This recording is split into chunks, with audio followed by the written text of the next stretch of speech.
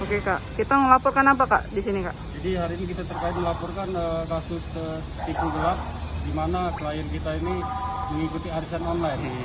Arisan online kita ini sudah diikuti, ternyata sampai dengan sekarang tidak ada pembayaran sama sekali. Siapa terlapornya Kak? Terlapor bernama Ibu Haryanti di alamat asrama Madang. Madang. Berapa Kak kerugian klien kita Kak? Total kerugian untuk sementara 59.700.000. Dan ini juga sudah ada korban pihak yang lain tentang arisan online ini. Arisan online yang dijanjikan ini memang berupa uang atau dalam bentuk benda nantinya Kak?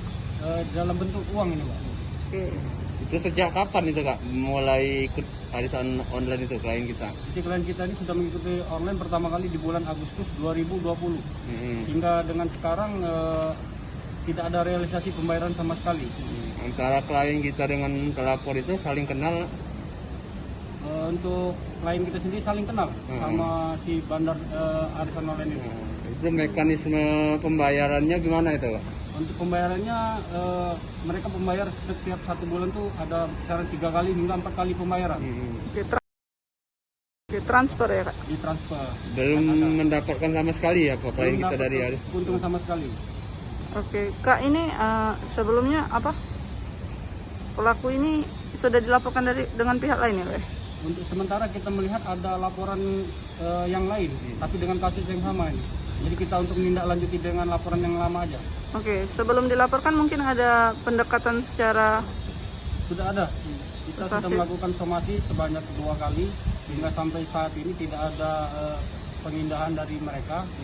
Hingga akhirnya kita melaporkan ke Polda Sumsel. Oke. Jadi kita mewakili klien kayak ngelaporkan? Ya benar, kita melaporkan sebagai perwakil dari klien kita. Dengan laporan ini apa harapan kita Kak? Harapan kita ya agar terpenuhi apa yang kita bayarkan klien kita hingga menjadi miliknya sendiri. Kita uang tadi balik ya. Nah, tapi kita memberikan suatu himbauan aja bahwa ke masyarakat jangan terlalu percaya dengan arisan-arisan online. Karena sudah banyak korbannya ini yang sudah terjerat ini dalam arisan online ini. Oke.